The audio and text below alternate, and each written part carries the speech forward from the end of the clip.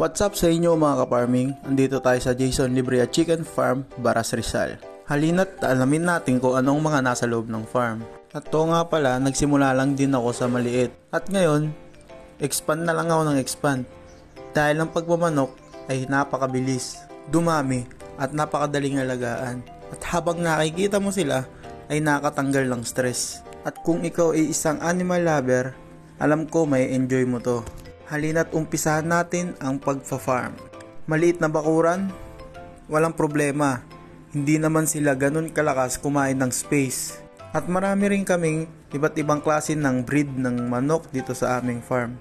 At nagbebenta rin kami ng eggs, day-old chicks, 1-week-old chicks, month-old chicks, and nagbebenta rin pala kami dito ng RTL. RTL means ready to lay eggs na mga manok. Halina tingnan natin ang magandang view dito sa aming farm. At oo nga pala, maisingit ko lang. Ang pagmamanukan ay pwede nating isabay sa ating trabaho. Napaka-convenient nito. At hindi natin alam, baka mamaya tumigil na tayo sa pagtatrabaho dahil sa mga manok. Tara, panoorin muna natin.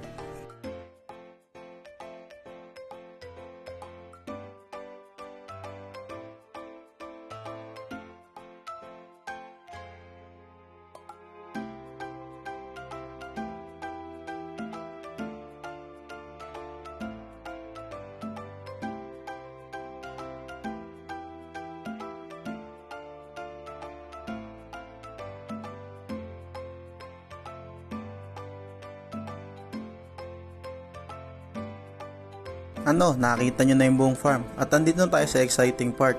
Nagpapagawa nga pala ako ng bagong kulungan. Nakita nyo sa una, kawayan at net lang ang kulungan ko.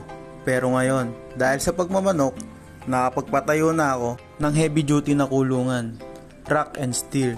At dahil naniniwala ako sa kasabihan na life is not a marathon, life is a race. Huwag nating madaliin ang mga bagay-bagay. Lahat yan makukuha natin. Just trust the process. At kung napaibig kayo sa munting presentation na nakita nyo ngayon, ano pang hinihintay nyo? Tara't mag-inquire na. Salamat. Peace.